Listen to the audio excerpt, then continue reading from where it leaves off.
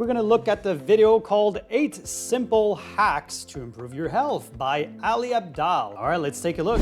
So health is arguably the single most important area of our life. Without our health, we can have all the money in the world, the best career, the best relationships, the most fun hobbies, and we won't be able to enjoy any of them because our health is miserable. But even though we might know intellectually that our health is important, when it comes to how we spend our time, it's often the first thing that goes. Work and life gets busy, and the first thing we do is we stop sleeping properly, we stop eating well, we stop exercising, because who's got time for those things? Now, as a former doctor turned entrepreneur and productivity expert, I've been on a mission recently to apply the principles of productivity to my health and fitness and well-being. So I've been reading a bunch of books about health, working with an online health coach, and interviewing a bunch of experts on my podcast all about physical health, mental health, and even emotional health. But a lot of the stuff that I've learned can be pretty dense, and so I've been trying my best to translate the things that I've learned into simple, actionable, evidence-based hacks that can seamlessly integrate into my life so that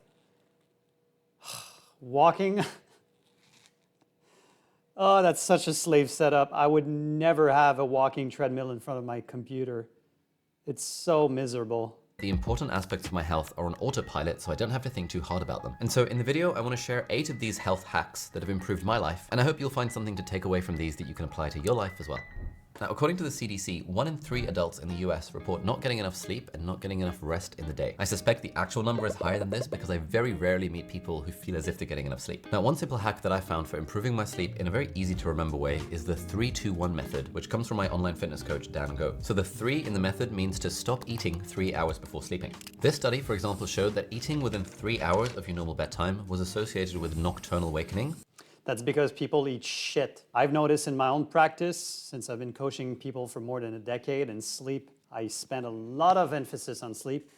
If you eat like raw meat before bed, even an hour before, I won't wake up inflamed. It's just that we eat a bunch of pro-inflammatory food. And of course, the closer you eat it to your bedtime, the more it's going to inflame your body and impair recovery. Which basically means that you're waking up at night and so your sleep quality is reduced. So that was the 3. Then we have the 2, which is to stop drinking liquids 2 hours before sleep. Now you might... Yeah, that's actually not bad. Otherwise you're going to wake up and piss. You might know that drinking caffeine in the evening is likely to disrupt your sleep, but actually drinking any kind of fluid, even water, 1 to 2 hours before sleeping has been associated with lower sleep quality as well. That's right. If you drink a lot of water, you activate the kidney meridian, which is where your adrenal gland are sitting. So it's usually conducive to waking you up, firing it up. And then the 1 is to cut out screen usage 1 hour before sleeping.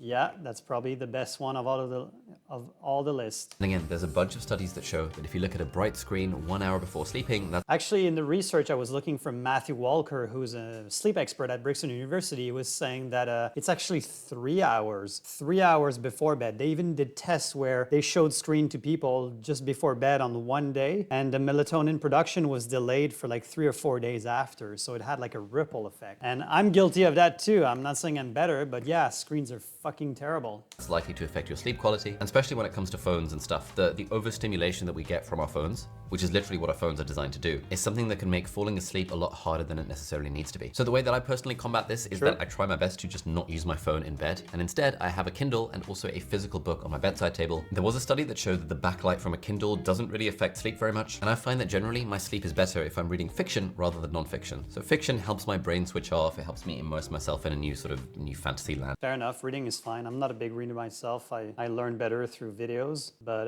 yeah, if it works for you. Phone is probably the worst because maybe of the proximity of the screen and the high engagement, especially if you're doom scrolling. I think phone will disrupt you even more. I've noticed that if I watch a movie and the screen is a bit further and I reduce the brightness of the screen to the minimum and the ambient light, I still would get more tired more easily than if I was watching like a short form content. Also, I think gaming would probably be the worst because you're not only pretty close to the screen, it's very engaging, but you're also physically engaging at the same time. And stuff. Whereas non-fiction, when I'm reading it in bed, I'm always thinking about my business, I'm highlighting stuff, I feel the need to take notes, and it's stimulating my brain in a way that fiction really doesn't.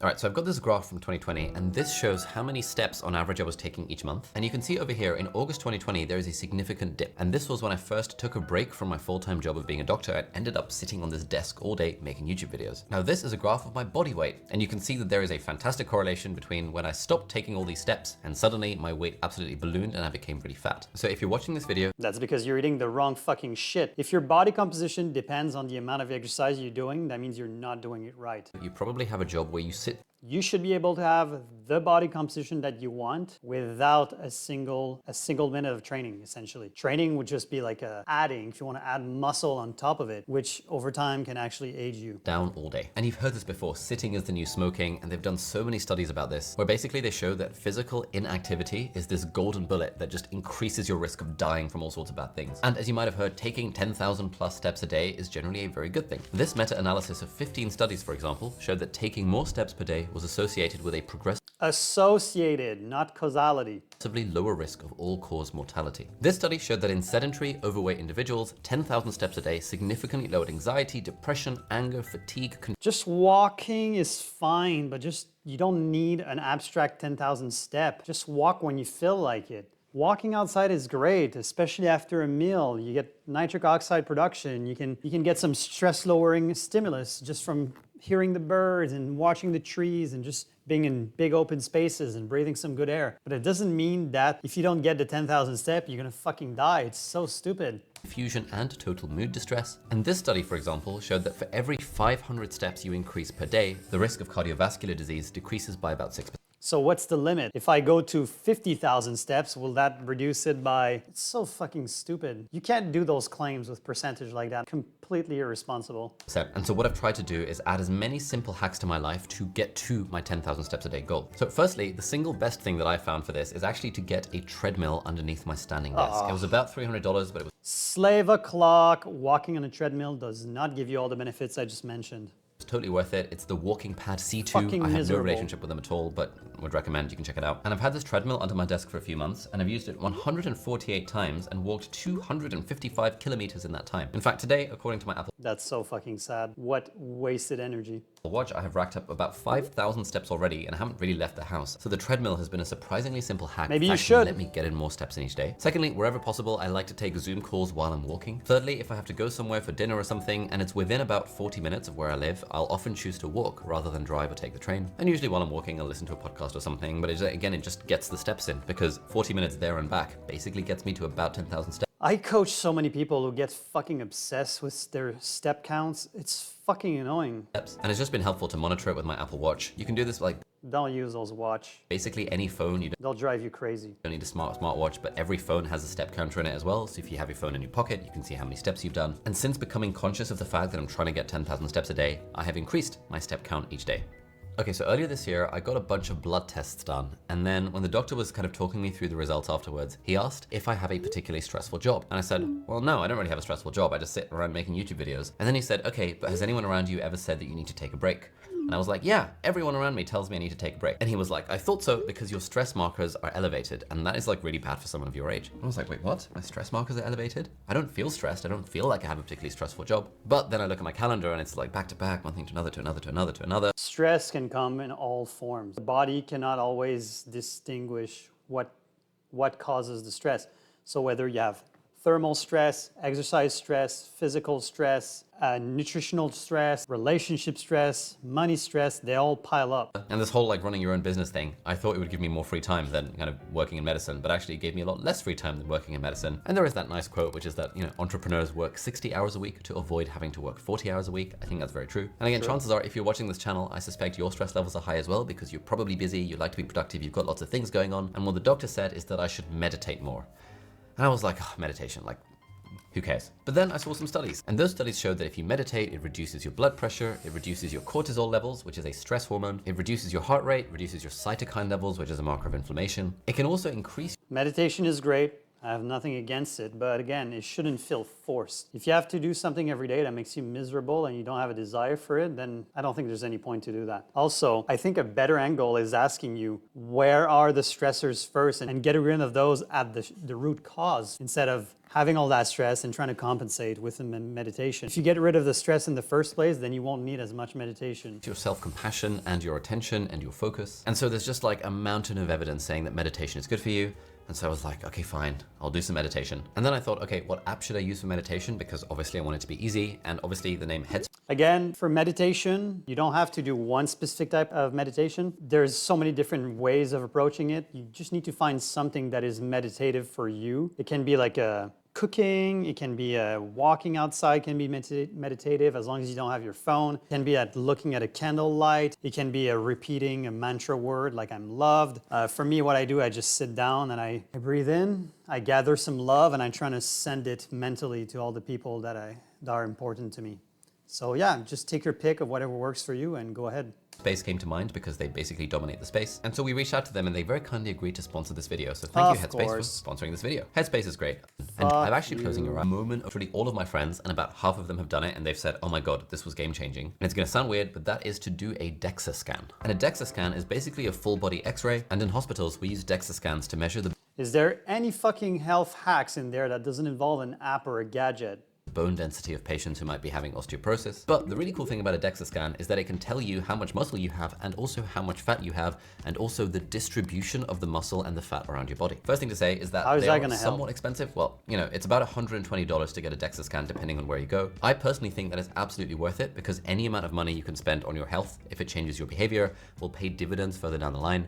But obviously, your mileage may vary depending on how much disposable income you have. But every single person that I've recommended a DEXA scan to who has done the DEXA scan has been like, oh my God, this is the best money I have ever spent on my health. Because within like 15 minutes, the scan will tell you where your body fat is. And you might think that you're pretty skinny, like I thought I was like in reasonable shape, but then turns out I was actually 25% body fat, and most of it was in the abdomen. It was in the visceral adipose tissue. Stress, chronic exposure to cortisol tend to accumulate fat in the abdomen. And it's the visceral adipose tissue that's most highly correlated with cardiovascular disease and strokes and like diabetes and all of the bad things that can happen later in life. And so since doing that first scan about a year and a half ago, I've now been doing DEXA scans about every 6 months. And it's been an amazing way of actually tracking my progress in the gym, tracking my progress with weight loss, and seeing. I have no problem against tracking. I just don't think that the DEXA scan in the first place should be one of the health hacks or a priority on your list. How the numbers are changing over time. And yeah, you could use scales and you could use those body fat scales that you get in the gym, but those are never really accurate. So after my first DEXA scan, I realized I had all this adipose tissue, and so we made a plan to lose some weight. But then, yeah, you can see little belly there. 6 months later, I found I did lose a lot of weight, but most of it was muscle because I didn't have enough protein and because I didn't work out enough. And then I was like, oh my God, like, okay, I can literally see that I've lost about 2 kg of muscle and only 1 kg of fat. That's kind of annoying. And then we made a plan based on that DEXA scan, and then 6 months later. How about going in ketosis and, you know, making your body fat adapted? Later, I'd gained 1.5 kg of muscle and lost 1.5 kg of fat, which was very nice. And for me personally, I love the fact that I have access to these numbers, and I love the fact that the numbers don't lie. And just doing a DEXA scan every 6 months has been the single most worthwhile expense I've ever made for my health. If not, just surge DEXA scan intake. Because that first time around for the first 6 months, I didn't eat enough protein, and I also didn't work out enough, and I actually lost 2 kg of muscle. What I've realized is I need to automate my protein intake. Now, the amount of protein you need depends massively on who you ask, where you look at the source, and there doesn't seem to be much of a consensus in the scientific literature about it. The World Health Organization, for example, says you need 0.83 grams of protein per I wouldn't listen to any advice from them. kilogram of body weight per day. But most personal trainers and fitness experts that I've spoken to say that that is nowhere near enough to actually build muscle if you are trying to build muscle. Probably not. And so for me, I'm roughly aiming for around 1.5 to 2 grams of protein per kilogram of body weight. And this is actually annoyingly hard I would probably go 2 grams per kilo of body weight.